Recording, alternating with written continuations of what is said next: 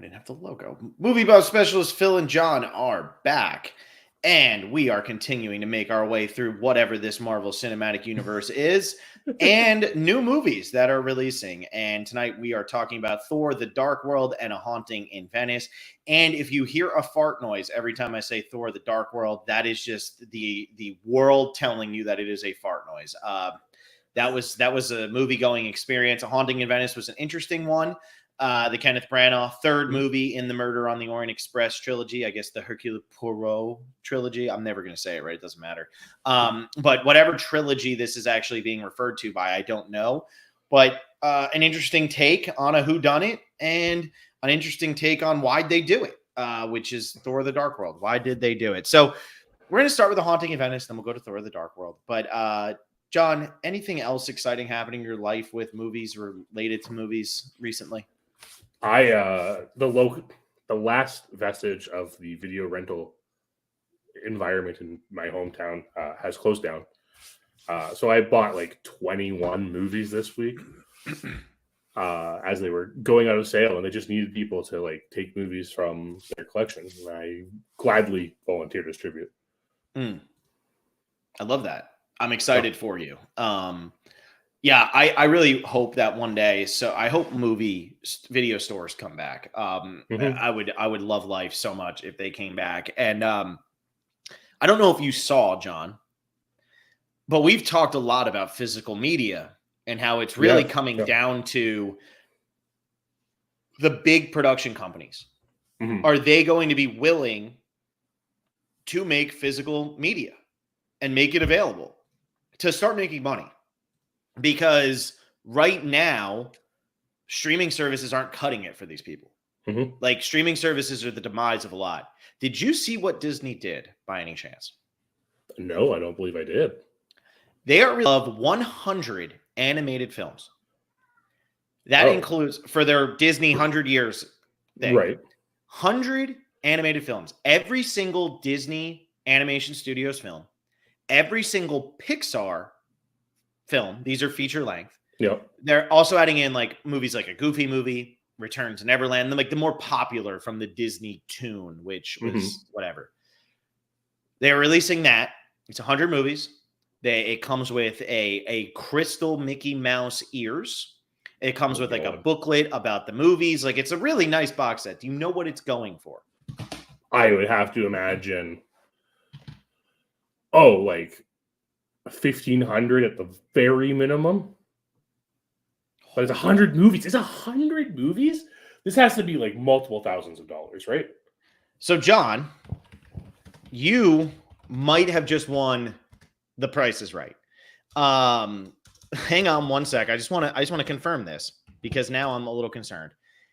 It is exactly $1,500. Oh, wow. I'm good. That was impressive. And it's funny because I made the argument to my wife that $1,500 is like what it should be worth. And she's like, that's so much money. And the thing is, it sucks because Saludos Amigos, you're paying $15 for that movie. Like, you should, nobody wants $15 for that. Like, The Good Dinosaur, like these bad, like Pixar and bad Disney. Cars 3 is in there, like, or Cars 2, I guess, is a disaster, right? Cars 2 is the really bad one, whichever one it is. I didn't know. These movies are in there, so you're paying for them. Yeah. But when you really break it down as 100 animated Disney films, $15 a movie is really fair. You're getting Pixar, you're getting that. It's a box set. I could have probably done without the crystal Mickey ears. And we've talked about physical media is such a necessity. But are they overcorrecting, and could they just start selling like The Lion King again? Yes, but I'm assuming, is this one of those things that like you have to order directly through Disney? I'm buy it on Polygon.com right now, whatever the hell that is. Oh, sure. I don't. He's just like, the problem is like this is probably going to sell out, right? Yeah, I mean, you could buy it at Walmart, and it's actually 4 cents cheaper. It only has a 1-star review from 3 people. It's so boring and lame. Nobody's going to pay $14.99.70 for this Disney 100 Blu-ray box set. Are you out of your mind, Disney? Nobody's going this. Expensive, $1,500 for HD Blu-rays. Wavy is fat as well. These are Blu-rays. This bundle is extremely overpriced. Because of that, it should be 700, 800 max. So these are people who have not bought it, and they're just not really. Those are also people who don't seem to understand how expensive physical media is. Also, like they're saying Blu-rays shouldn't be that expensive. Since when are Blu-rays going for like $5? Like that's not happening. Like, yeah, I get that there's like universal HD now, like, whatever it is, UHD is a bigger thing, but no, this is like, I mean, this is expensive. So I think the one miscalculation that Disney has with this, a lot of people already own a lot of these movies. That is definitely the biggest issue, but I think what they're trying to bank on is that people own these movies on VHS.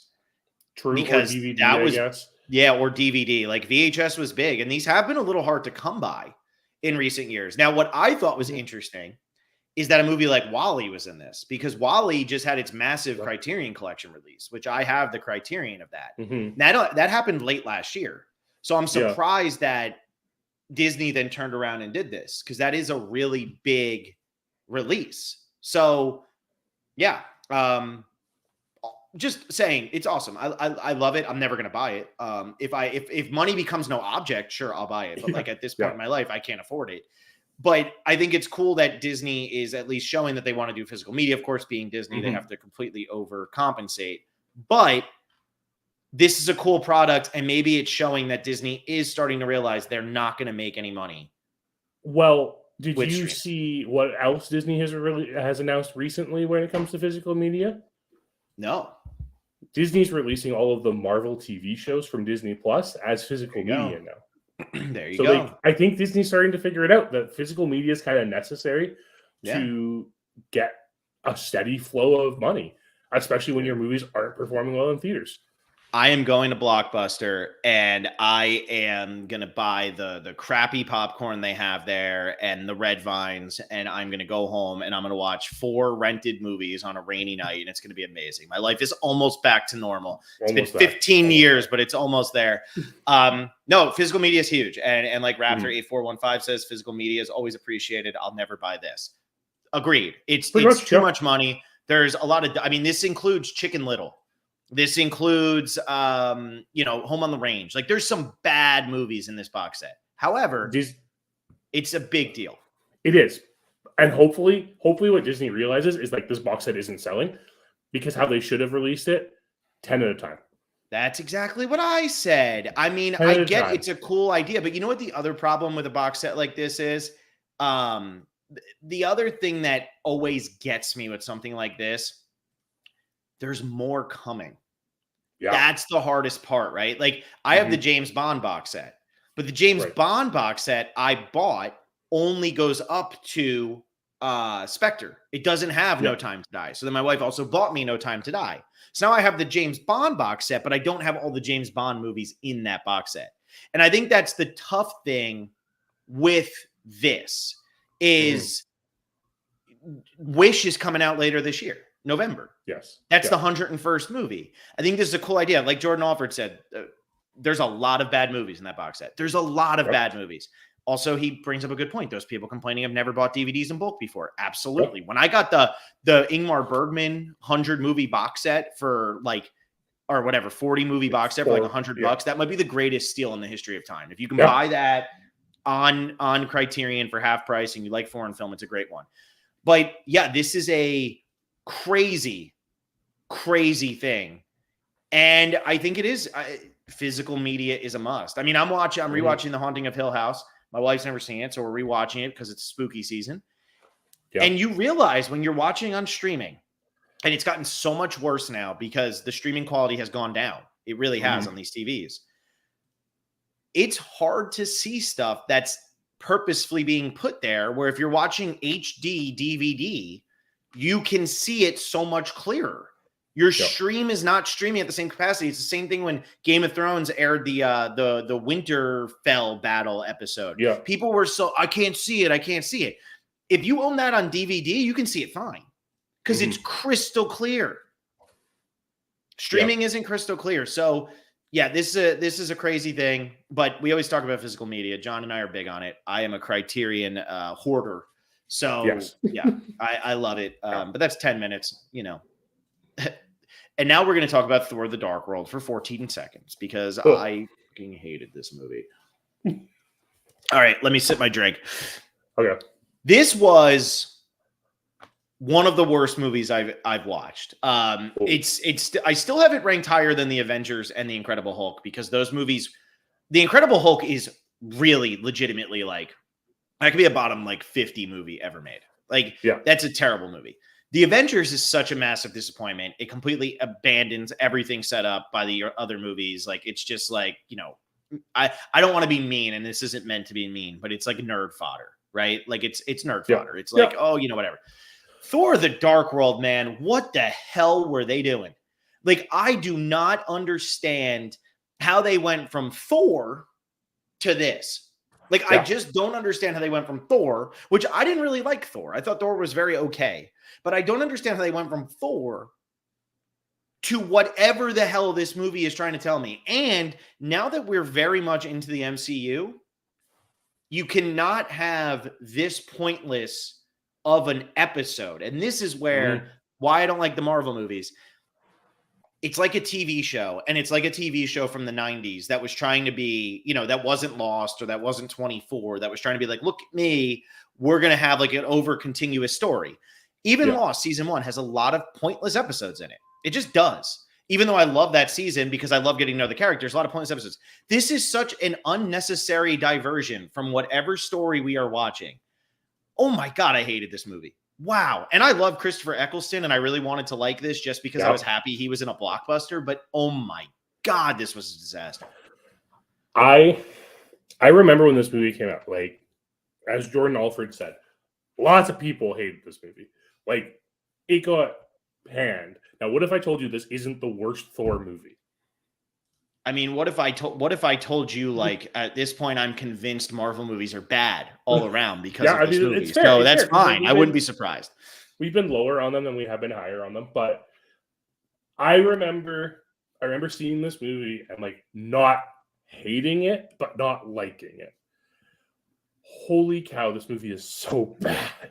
Mm-hmm. And again, it's not as bad as The Incredible Hulk because I don't think anything can be that bad. I wouldn't even go as far to say this is as bad as Gran Turismo, but it's pretty close. It's pretty close. And a lot of it comes from the fact that it feels like this movie just ignored the passage of time. Yeah, I totally agree. The whole Loki stuff felt like it was so randomly placed in this movie. Mm-hmm. I could not understand why. I feel like where was Natalie Portman was never really well established in this movie. Like why, like, you know, like they did the whole battle and everything. And now like, like Natalie Portman just shows up. Like, I will say though, like you're talking about the passage of time. Why did they show the Stellan Skarsgård thing twice in this movie? I don't know. Why do they show this twice? I don't understand. It doesn't make sense. It doesn't make sense as to why they showed it twice. Honestly, I don't even think it makes sense for his character because the last time we saw Eric Selvig, he was very remorseful for letting aliens invade New York. He was not going crazy in any way, shape, or form. Nope. And like, there's no explanation to it in this movie either. They're just like, oh yeah, this is happening, as if we're supposed to buy into it. And maybe we would if we're like a year removed from watching the last time we saw this character. We're 2 weeks removed, and it makes no sense. Yeah, exactly. Like, it's 2 weeks removed. He's naked. He's showing up at Stonehenge, and he's like going crazy. This is supposed to be him just coming out of like the Avengers final scene, right? I assume so, but Hawkeye didn't do this when he got out of Loki's control. Yeah, they like never establish what's actually going on with this. It's just bad storytelling. Like it's just bad storytelling. Yeah. And I think the point of contention that really gets me with this, why on earth is Natalie Portman's character, who I've completely forgotten the name of all of a sudden, Jane Foster. Why is Jane Foster, after like spending 3 days with Thor, still hung up on him 2 years later? Yeah. Like, because he's a god, John. Have you ever fallen in love with a god? Not like they banged or anything. Right? Like, the thing is just like it's set up at the beginning of this movie when we have Chris O'Dowd, which is like I love Chris O'Dowd in this. I think he's hilarious playing just like that Chris O'Dowd character. Yeah, I agree. But like the way it's set up in that first date, it makes it seem like, Thor and Jane had kind of been dating for a while, and then he like disappeared. Mm-hmm. There is a point in this movie where it literally says he hasn't been back to see her since the ending of the first Thor movie. Mm-hmm. And like he didn't think to make like a stopover during the whole Avengers thing. She didn't think like, hey, look, there's Thor. There's my honey. Right? And like it makes no sense. We have this like strong female character in Jane Foster, and we're just supposed to believe that she's like so hung up on this guy that she's so upset that she hasn't seen him in 2 years and like has been pining over him the entire time. Like it's just atrocious female character writing. Yeah. Yeah, it's really bad. And now like my other thing with this is this. Why? So Christopher Eccleston does the best he can with an absolute garbage script. I love Christopher Eccleston. I will apologize for him relentlessly because in The Leftovers, he is one of the most, it gives one of the most incredible performances of any show, any movie, anything ever. And he got no credit for it because he's a no-name for the most part. But anyway, all that aside, the hell is the point of his bad guy? I don't get it. I don't understand like why this is the avenue we decide we're going to go with this story, where this is the random side character we're going to give the attention to as the bad guy. Like, remember, at the end of the Avengers, Thanos, the unnamed Thanos, shows up. Why is that not being addressed by now? Like, why is Thanos not like controlling this guy? And if he is in the future, I don't give a damn because it's not established in this movie. Nothing's established about the villain in this movie. All we know is that historically there was a fight with Thor's grandfather and this dark elf who, or Malekith, who... No, it's a dark... You have to call him the dark elf because it's just... The dark elf Malekith. Well, I mean, like, from a Norse mythology standpoint, all that aspect makes sense, right? The problem is, this is a comic book movie. And not everyone who's watching this understands Norse mythology. Not everyone who's doing this has just played 2 God of War games. Right? Yeah. Like, this hasn't happened. And, like, people aren't versed in this mythology. Like, you're naming all the realms and stuff. Like, that's cool. That's cool for people who appreciate Norse mythology. You know what you didn't do? Give any motivation to your villain whatsoever. We have at least no idea why he wants to plunge the universe into darkness. What does that even mean? Yeah, they literally don't tell us what that means. It's not established how the 9 realms lining up is actually going to let him achieve like what he actually wants to achieve, because I don't get it. And like, at least we get to see the other realms every now and then just for the sake of showing them, because like, that's cool, I guess. It's just like across the board, just lame. And what frustrates me the most about this movie out of everything is I actually do like the final battle. Okay, like I'm going to say this. I'm going to publicly say this. I think it's the most original it's the most original final battle up to this point. The fact that they keep like going back and forth, like they keep hitting like the gaps, so they're going wherever. I don't care how little sense it makes because it's poorly established. I mean, that's how the movie is. But it's actually an interesting visual, but also interesting from like a strategic standpoint and things like that. And the people who are being killed at the end of this, like the dark elves and stuff like that, and the characters whose lives are at risk, by this point, I care so little about all of them. And they've established that Rene Russo doesn't want to be in any more movies, to the point where they killed her, that I am assuming anybody can kind of die except for Natalie Portman and Thor. Like those two cannot die. That's it. So it's actually kind of an interesting final battle, but it means nothing because everything that preceded it is garbage. And then when it ends, I'm like, wait, so what did that exactly stop? What did Thor save the day from happening? Because I don't feel like it's as much as they want me to believe it was. And that's the thing. And like, I think another thing this final battle has going for it, it's not the last 45 minutes of this movie. Yes, I totally agree with that. It's actually a very condensed final battle. It's presented in a way, it's cool. It has this unique feel to it. And it's over before you know it. And it's like, oh, great. Because we just watched Iron Man 3, which had like 45 minutes of robot fighting people that we didn't care about. And, yes, there are like these little like action segments in this movie that kind of make up for it. It's not trying to do this action stuff. But if it's not trying to do this action stuff, why doesn't it have a better script? Like, why isn't there a better story? Why don't we know anything about the Aether, right? Like, we're talking about this Aether and what it is, and then we don't even find out till the end of the movie that it's an Infinity Stone, which we've never heard of before. Like, what's an Infinity Stone? And because that's the very end of this one where we get the Collector, right?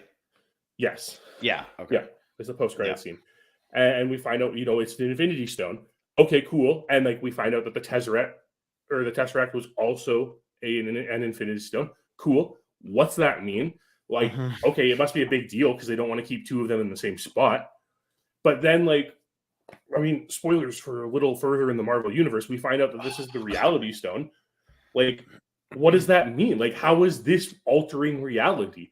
It doesn't make sense. Like, there's just no continuity. And like, we can pick it apart later when we finally do get to the point where we like figure out what the Reality Stone does, but it's not presented in this movie.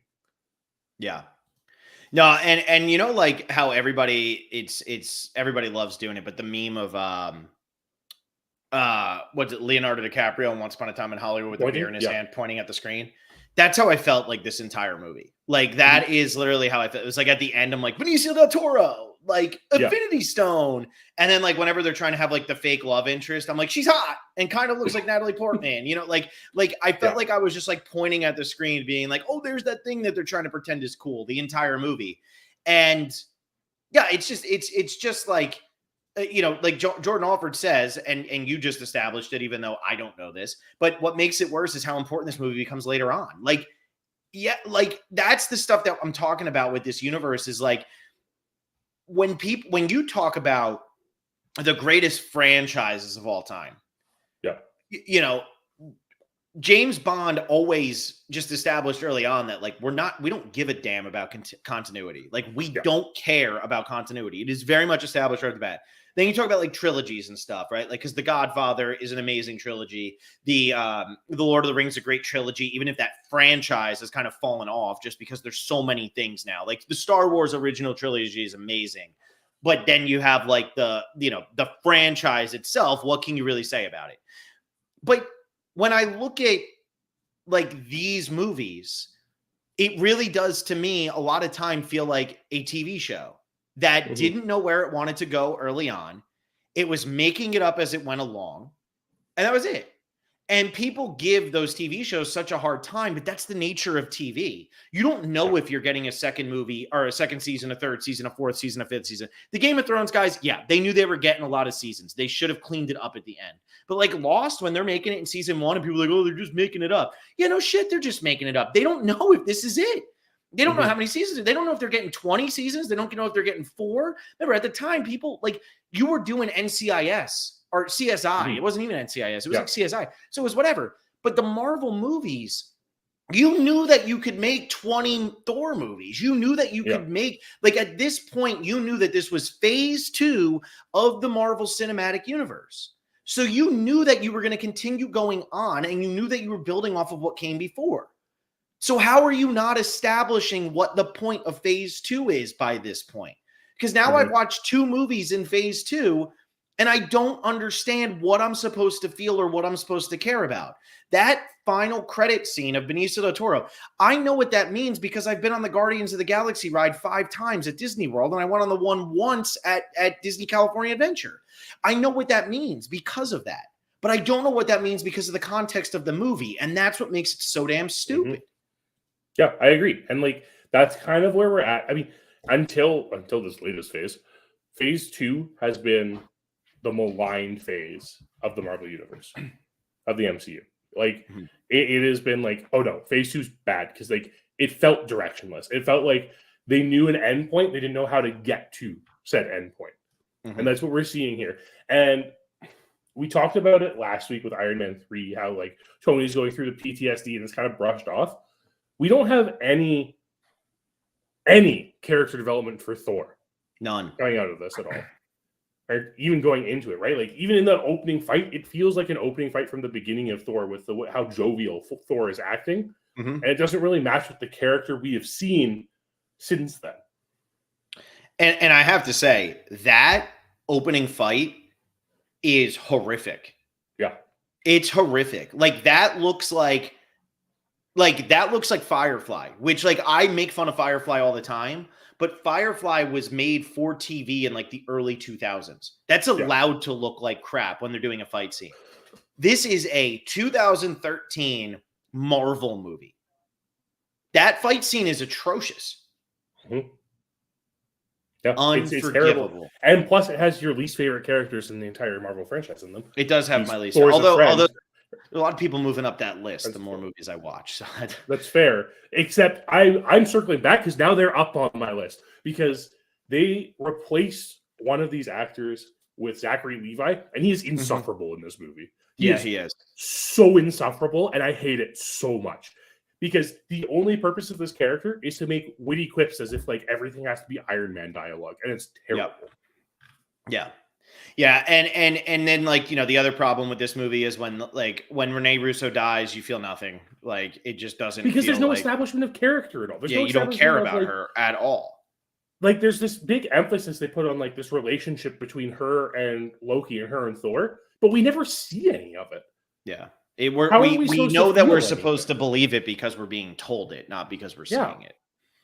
Like, and even then, like, when we're looking at these relationships between characters, there aren't a lot of them. It's kind of the same complaint I had about Gran Turismo, where we're told these relationships exist, but we don't see any of them. Even like Thor and Jane Foster, like, yes, there's a bit of like, awkward, romancy, flirty stuff, and like. Her being mad at him and him laying like, oops, my bad. But then like, even if we go further to when Loki is in this movie, like what's the point of having Loki in this movie? I completely agree. Like Loki's whole thing is like, oh, he's being arrested. And like, we don't get how the other Avengers feel about this. Like they just send him back. He's going to rot in the prisons. Very easy to break out of those prisons. It's very nice to know all you have to do is like smash them. Just bring the Hulk in to save Loki whenever he wants to. And yeah, I feel like Loki's just there to be like, look, him and Thor work together, but then he betrayed Thor anyway. Dun dun dun. And we all move on. I mean, I was so frustrated. And like, it's one of those movies. I think what makes it even more frustrating is look at the talent that is in this movie.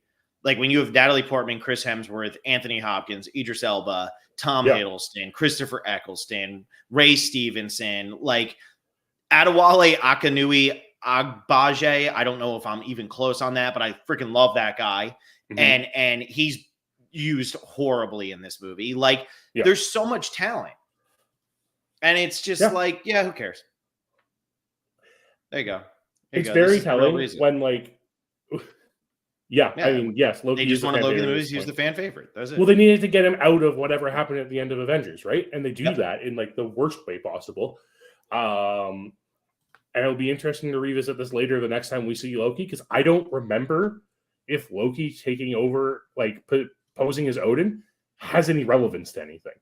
I can't remember. So Odin's dead? Is that what I'm led to believe? I don't know. I honestly cannot. I don't think so. But speaking of Odin, Anthony Hopkins is in this movie a lot more than he is in the first Thor.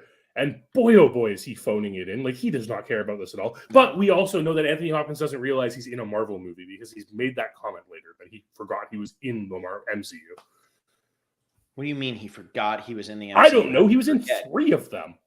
Yeah, like, how does he forget? He's also, like, I mean, he wins an Oscar, like, 10 years later, or 7 years later. He's clearly not senile. How did he forget he was in... I don't know. I think he just, like, doesn't, like... I think he was just a paycheck.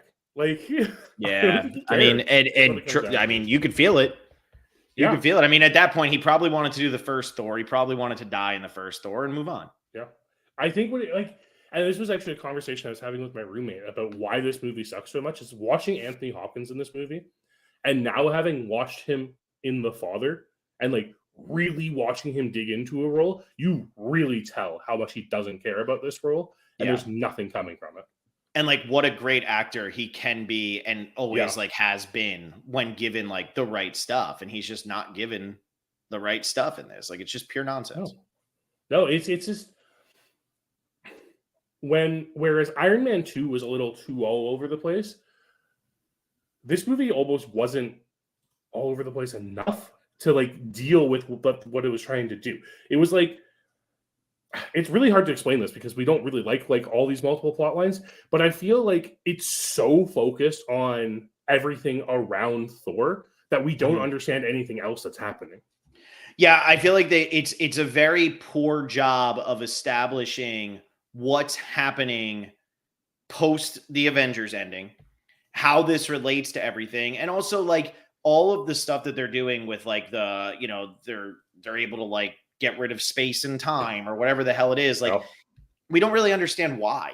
Like, and I think that's the biggest thing. Like you need to, if you have enough characters in these movies, every Marvel movie is going to have an A plot, a B plot, a C plot, and a D plot. Like there's going to be 4 storylines in every one of these movies. It's not just going to be your basic ABC. There's going to be at least 4. So if you're going to have 4 anyway, just like tell me what all 4 are. You know what I mean? Like give me details into all of them so I understand what you're trying to tell me.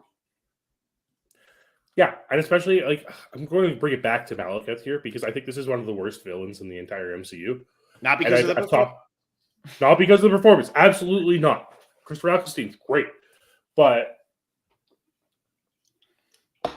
I talked about this when we watched the first Captain America, how I really don't like it when villains are just bad. Yeah. Right? And Red Skull is that, but he's also a Nazi, so like it's a little more understandable in that position. This one, we're introduced to this race of characters, and we're just supposed to assume they're bad because they have the word dark in their name. Yeah, because they like look funny, and it's like, but like there's a lot of like ugly things that are like nice. Yeah, it's like, you know, like pretty xenophobic when we get into it. Be bad, ugly be bad. Like, come on. It's just like it's like old Hollywood tropes. Yeah, and they like just use it as their way of getting through this movie. But I'm sitting there like, okay, but why is he doing this? What's the worst part is it's not even like we don't have the motivation to why he's doing it. We don't even know what he's doing. Yes, that's the biggest thing is we don't know what he's doing. And it's never established later on like, oh, this is why he did that. Like we just know like he wears a funny costume, he has a lot of makeup, and he's mad. Like what does he have so against like Thor and Odin and stuff? Like I don't get it. Or apparently the entire universe. Yeah. Yeah. I mean, yeah, I don't know.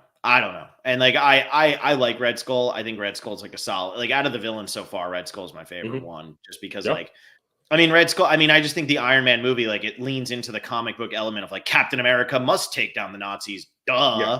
No, it's like no shit. But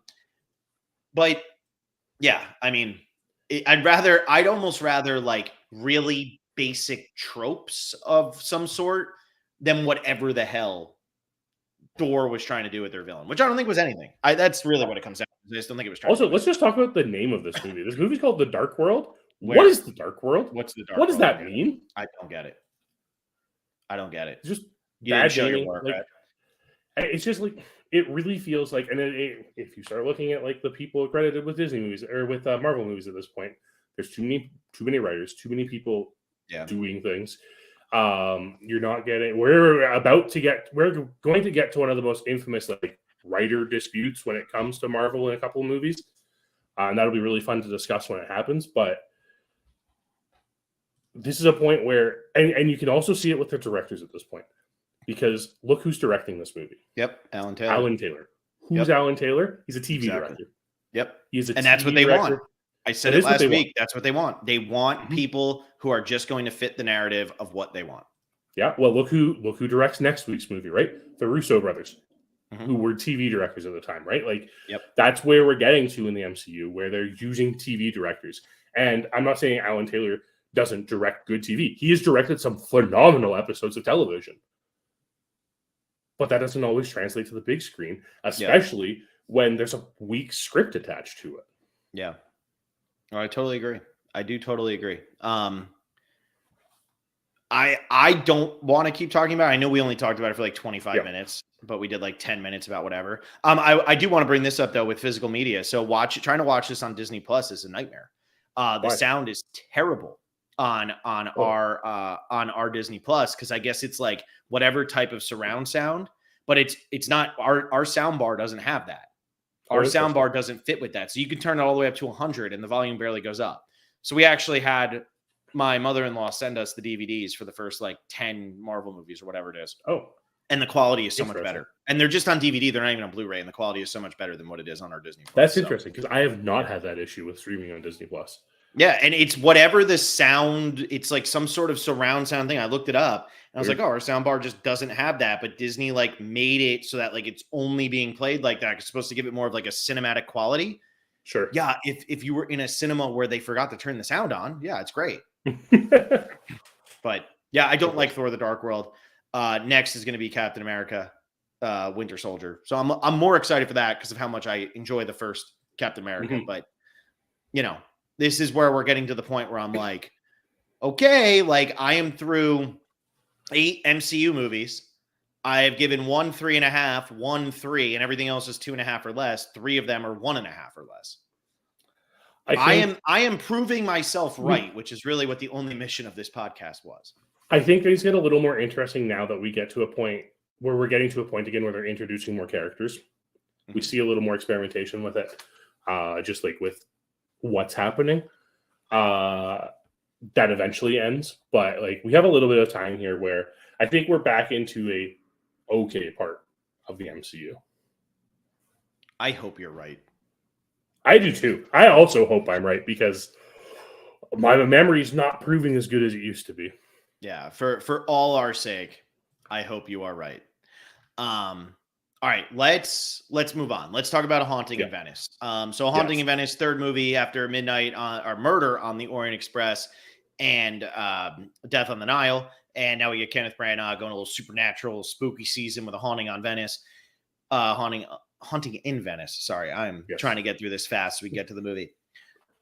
Interesting take on the whodunit by adding in this supernatural element. I'm trying to think of like the last time, if ever, we've seen a movie where it's a whodunit with the supernatural. We've seen a lot of mystery movies that use the supernatural, but have we ever seen a whodunit that implements the supernatural?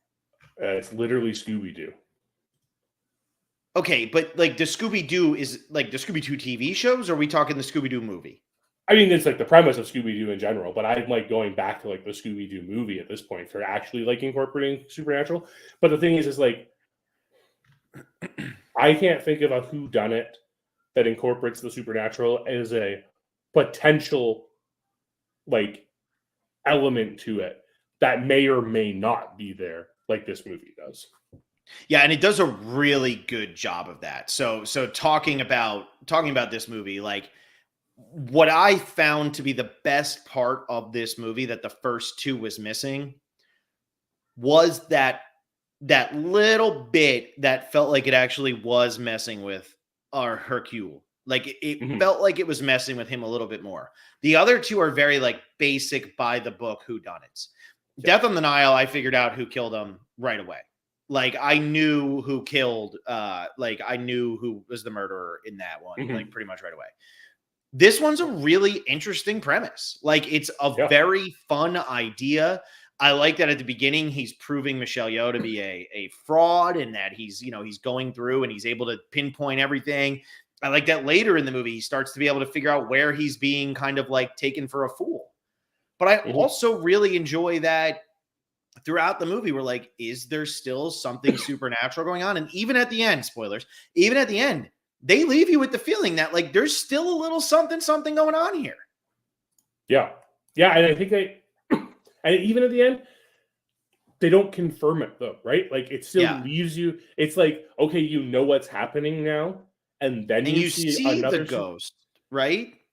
But like, is it actually there? Is it still the influences of this drug that they've been taking, right? Like, and even Perot at the end, when he's like acknowledging it, we get that little hint that he's fine believing, right? Because he is like, he's kind of there, and like we get that with the optimism at the end of this movie, but he never tells us, and I think that's the best part is that he never tells us. Yeah. Jordan says, would the Hound of Baskervilles count? I've never actually seen that, so I don't know. Yes, the Hounds of Baskerville would definitely count, but like when that movie was made a long time ago at this point. 1939.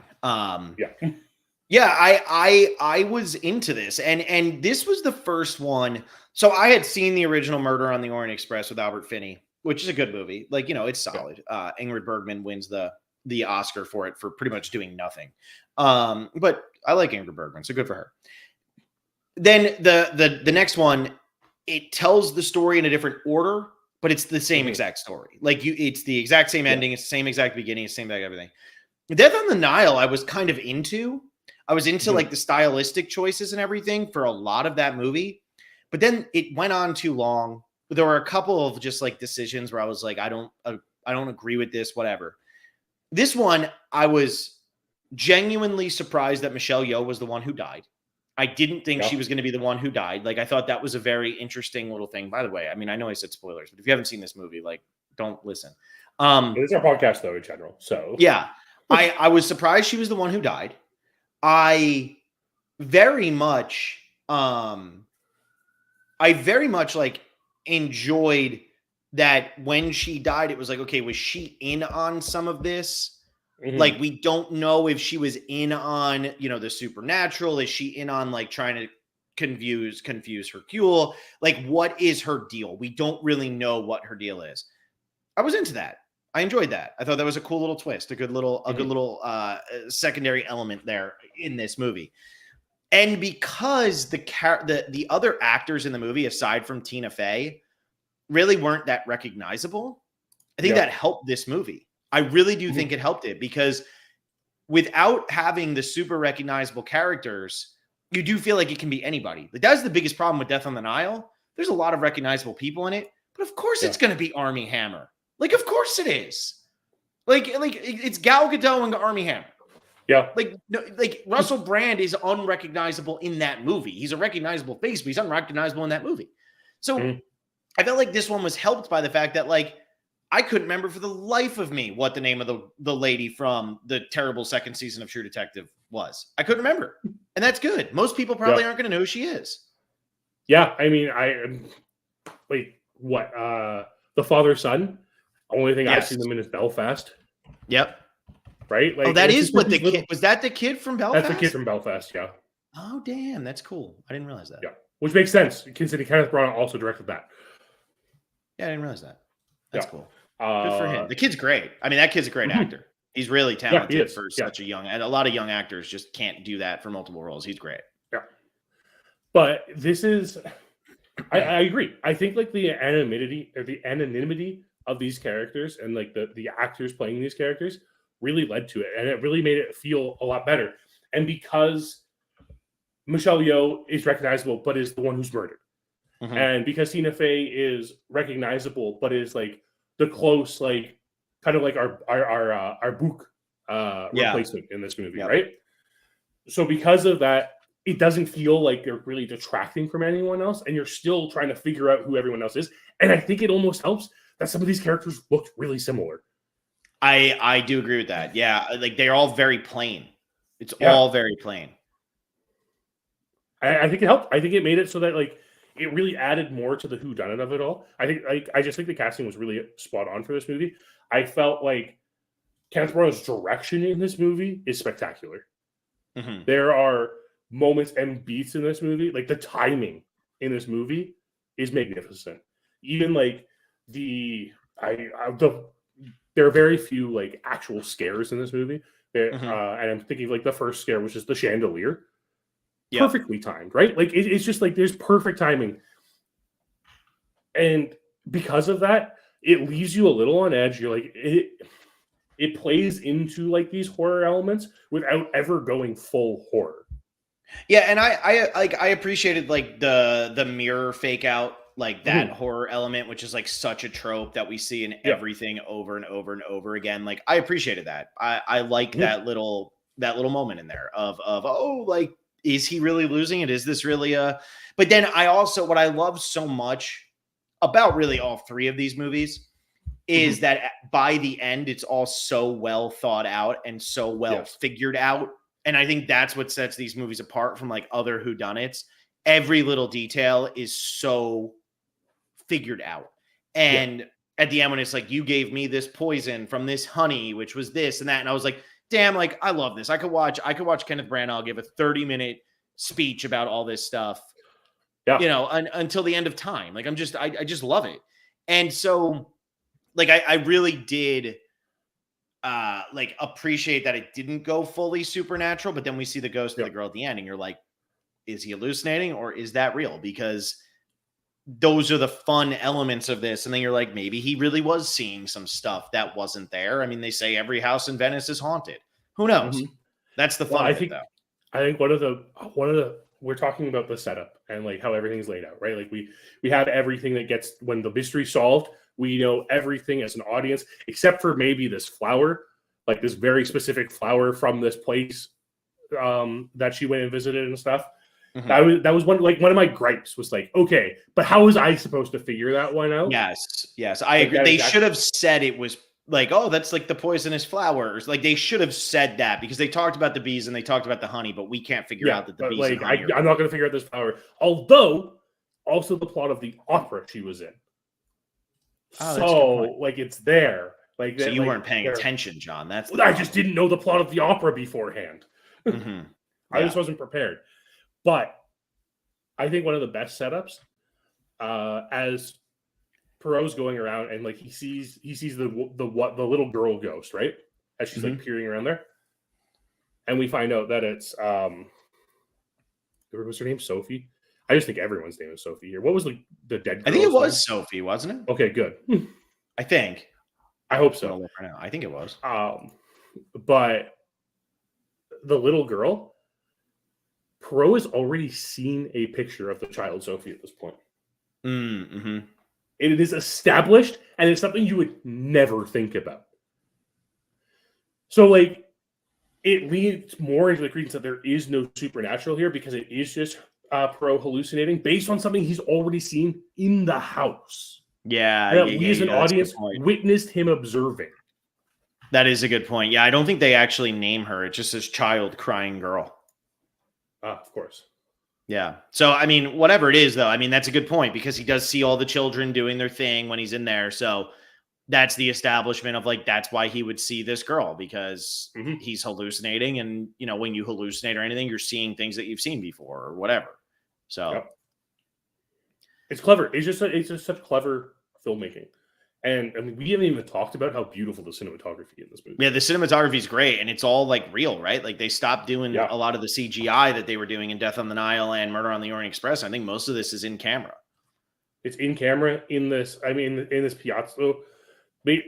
I think one of the beautiful things about this movie and like why it's so cheap to make this movie, they literally just were like, "Hey, this is a creepy place we can set this movie.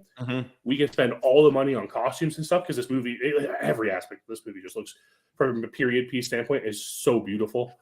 And just like the shots they're doing are so evocative of just like, I was sitting there watching this as like, oh, this feels like a Giallo film at times. And it feels like, Don't Look Now. And all these other films like set in Venice and that have like take in this history of this city and the mythology of this city.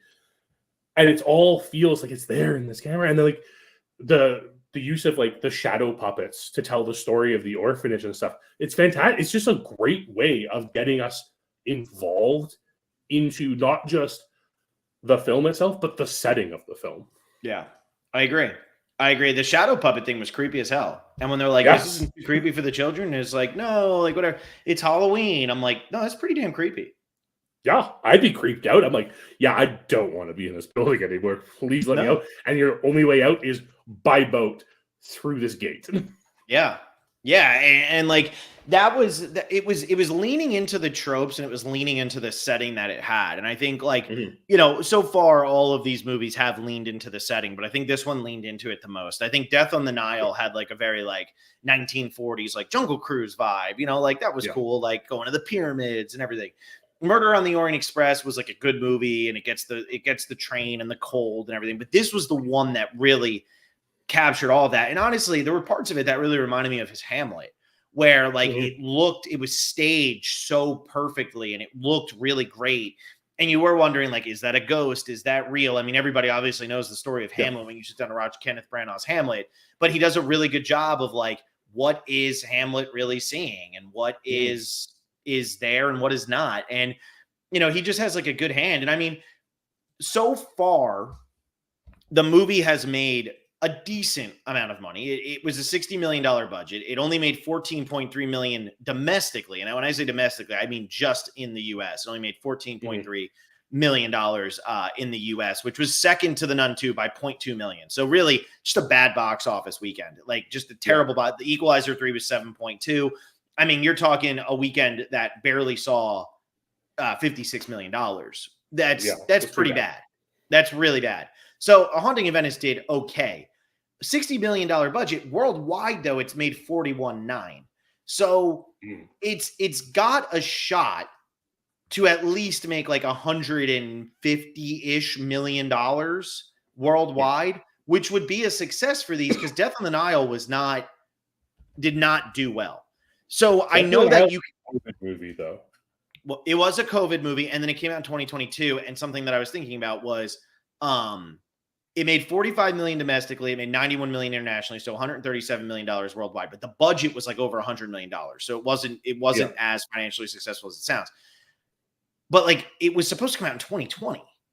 Yeah. And by the time it came out in 2022, a lot of these actors like weren't a big deal. I mean, Armie Hammer was downright like uncastable by the time that this movie came out. They had to change like all of the publicity for this movie because of what Armie Hammer did. Yeah. It's only gotten worse because Russell Brand's also not good anymore. Yeah. I feel like Russell Brand is more of like one of those like Hollywood like Hollywood stories than what Armie Hammer's was. Armie Hammer's was arguably the most bizarre like despicable thing that people had heard in a long time. I mean, I don't even remember really what Armie Hammer's totally was, but I feel like a lot of it, like it was the fact that it like wasn't illegal for the most part, but it was so disturbing. Did it involve cannibalism? It did, I think. But yeah, I don't know. Yeah, it's just those are just like the things you have to consider with that movie. And like this movie, I also think this weekend in September is historically a low weekend, if I recall correctly, because it's that transition into fall. Yeah. And like it's that last weekend of summer, and people try to get those last weekend summer things in. It'll be interesting to see how this movie does this week when nothing else is coming out. Yep. Yeah, because this weekend is bad. I mean, we'll see how the Expendables 4 does. We're gonna watch Bottoms because Bottoms is coming on to streaming by me. And I think John said it's still playing in theaters for him. So we're gonna do Bottoms instead next week with Captain America, the Winter Soldier. So we're excited about that. But there's really nothing coming out. I mean, it's the Expendables 4, and that's it. That's it. Yeah. And actually, I'm reading about Armie Hammer right now. It actually looks like he's might be like with Alicia Vikander. So I think he's I think a lot of that was just kind of proven false at this point, because it seems like he's getting attacked. This isn't a Kevin Spacey situation where like Armie Hammer's done. It seems like he was taken off a lot, and it seems like it might have been exaggeration, but either way, it doesn't matter what it was. Yeah. In 2020, Armie Hammer was in a much different spot than in 2022 when this movie came out. Yes. Yeah, exactly. So yeah, it's very interesting with Death on the Nile, which didn't do well box office wise, but A Haunting in Venice seems like it's going to do okay. It's not going to make its budget back domestically, but worldwide it's going to make enough money that they'll probably be able to make a fourth one. And really, it seems like at this point that's like all Kenneth Branagh cares about. It seems like he just wants to make these movies. And I'm all about it. I think they're a really good time. Yeah, I think A Haunting in Venice is the best one so far. I enjoyed it the most out of all of them so far. Yeah, I agree. I think it's because I think it's finally I think this one having a lower budget led to Kenneth Branagh having a lot more control over it. I agree. And plus, I mean, like he got an Oscar nom and stuff, right? So yeah, so they're a little bit more willing to let him have his way. Yeah, when was the Oscar nom for Belfast? Was that 2021 or 2022? It was 2021, I believe. Okay, because Death on the Nile was technically after that, but Death on the Nile was made before that. But it was made beforehand. Yeah, so this was the first movie he made post Belfast. Yes. And 2021 or 2022? It was a 2021 So, movie, which gave him the nomination in 2022. So yeah. But because of that, like, and it felt like it, like you said, like it feels like there's like these Hamlet elements and stuff, right? Like it felt a lot more like Kenneth Branagh in this movie, and it felt like Kenneth Branagh himself as an actor was having a lot more fun with this movie too. Yes, I think he's agree. always had a lot of fun with this character. I do think he's really great in this character. I think if we like ever want anyone doing like Hercule Poirot, Kenneth Branagh's it. And I remember when the casting happened. I remember when the Murder on the Orient Express trailer dropped, and you saw Kenneth Branagh with that ridiculous mustache for the first time. And everyone was like, "This is the worst casting ever." He has proven everyone wrong. It is fantastic casting, and he's just showing his love for the genre in this movie. Yeah. It's great. And I made the comment about like the Gialla bit of it, and I want to just comment on the casting of Camille Codden, who plays Olga. Who is I don't know what is her role. I don't know what she like Olga does. She's like she's like the sister who's trying to get to Missouri, right? No, Olga is the like the one who's like organizing everything. Oh, yeah. Okay. So, talk about the cast. I really appreciate this casting because she has this look that's just like so evocative of how much do you know like Dario Argento? I've seen Suspiria. Okay. Dario Argento in a lot of his films casts Daria Nicolodi, and she has that same like type of feel to her. And for me, as someone who loves Gialla, I just kind of loved seeing that. And like, was that a thought process that went into casting? I doubt it. But for me, it brought me more into the movie. Yeah. I mean, for me, I can't really comment on it because I'm struggling to even place who this person is, but I'll believe you. Oh, she's just like in every Dario Argento movie. Gotcha. Yeah. I mean, yeah, I thought like all the little, just everything in this movie was just fun. And like, I like the little twist at the end with the kid. Like, I thought that was an interesting little twist where he was, doing his thing. Like, they really do have motivations for all the characters, and that's always the hardest part. And like, I hated Glass Onion. I thought Glass Onion was a total waste of my time because Glass Onion felt like it was too pretentious. Like it was just too into itself. It was like, look at us, we're making a movie. Like, look at we're making a whodunit. Like we're so much better. Blah blah blah. Knives Out, I really enjoyed because I feel like Knives Out just went with the story, and I feel like Death on the Nile. I paused at one point. I'm like, we're an hour into this movie. What the hell? They haven't killed. No one's died. Yeah. Nobody's died. That takes a long time to get to. And that's like Glass Onion. It's like an hour and 15 minutes in the movie before somebody dies. Kill somebody right off the bat. Let's get the story moving. Bring them back in flashbacks. Like this movie does it the way it's supposed to. Yeah. And it was just a really enjoyable movie. Like it's just a really enjoyable movie. It's really fun. Right now, I'd put it in my top 5 of the year. Just behind Strays. I've seen 9 now, so it'd be behind Strays, and just ahead of Barbie. I think I put Strays ahead of Barbie to make people. I've seen 11, John. I've seen 11. Oh wow. So this actually no, I put it ahead of Strays. So it's number 4, right behind John Wick Chapter 4, ahead of Strays, and then Barbie is 6. So there you go. But like this was a good movie. This was fun. It's an enjoyable movie. And I'm excited to watch Bottoms next week because Bottoms is totally different. We're going to get like 1 viewer for the entire podcast, although it is Winter Soldier. So maybe we'll get a little bit more. But this week, John, I did it in the wrong order. So now you can yell at me. Okay. Well, this week you announced we were going to do it in the right order, and then you just decided to change after we talked about physical media. Yeah, because Thor is just such a bad movie. I wanted to get it out of the way, but nobody was going to sit here and wait to watch Thor. So this week I did it the wrong order, but next week I promise we'll be back to normal because I got to make people wait to watch Captain America: Winter Soldier. But anyway, you have anything else you want to say about Haunting in Venice, or are we good?